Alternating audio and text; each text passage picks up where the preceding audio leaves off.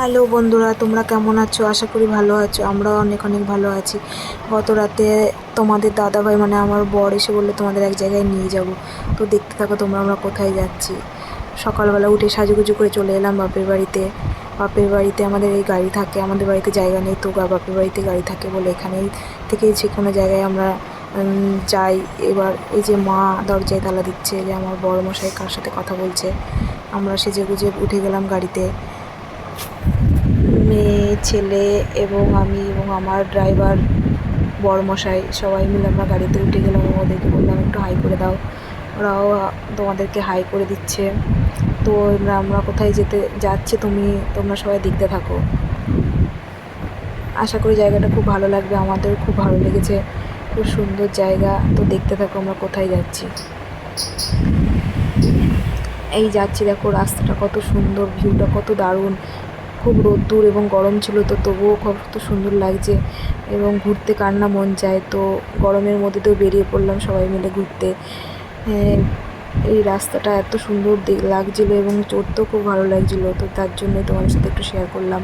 চলে এলাম আমরা সেই জায়গায়, সেটা হচ্ছে রানাঘাট হাবিবপুর ইস্কন মন্দির। তো এই মন্দিরে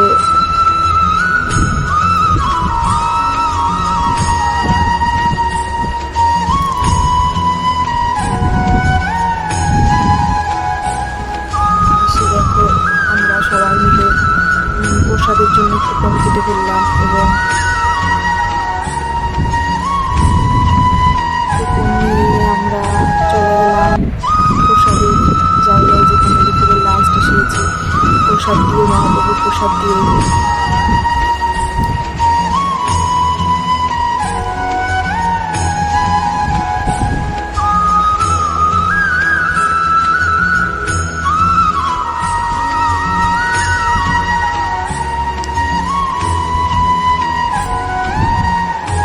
তারপর আমরা চলে গেলাম সেই কুপন নিয়ে খাওয়ার জায়গায়, যেখানে প্রসাদ দিচ্ছিল। তো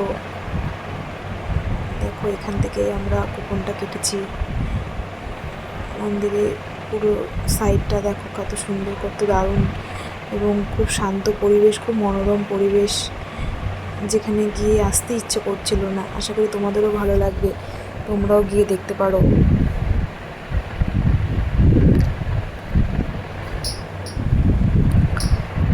মন্দিরটা খুবই ভালো এবং এখান থেকেই আমরা চলে গেলাম সেই খাওয়ার জায়গায়, যেখানে আমরা প্রসাদ পাওয়ার জন্য কুপন কেটেছিলাম। তো এখানে আবার আরতি হচ্ছে, আরতি দেখছি আমি এবং আমার মা। ভেতরটা খুবই সুন্দর, খুবই ভালো এবং আরতি দেখেছি, প্রসাদ পেয়েছি। সবথেকে ভালো কথা, আমরা খুব ভালো টাইমে গেছিলাম, যেই টাইমে এটা আরতিটা চলছিল। আমরা যাওয়ার কিছুক্ষণ পরে আরতি কমপ্লিট হয়ে প্রসাদ বিতরণ করে মন্দির বন্ধ হয়ে গেছিলো। তো তারপর আমরা চলে এলাম খাবার এখানে এসে সাদা ভাত, কচুর শাক এবং একে একে দিয়ে দিল আমাদেরকে ডাল,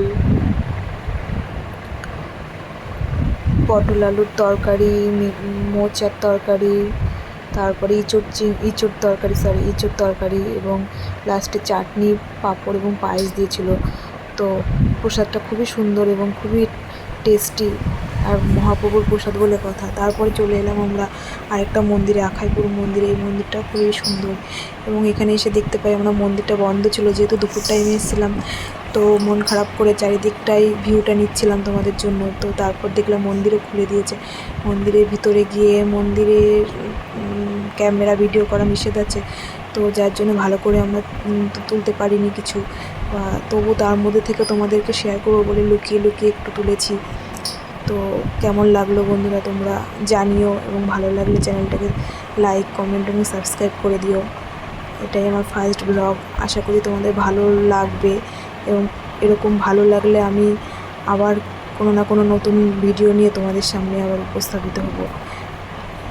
দেখো বন্ধুরা মন্দিরটা কত সুন্দর, মন্দিরের ভিতরটা আরও সুন্দর, ঠাকুরগুলো খুবই দারুণ সুন্দর।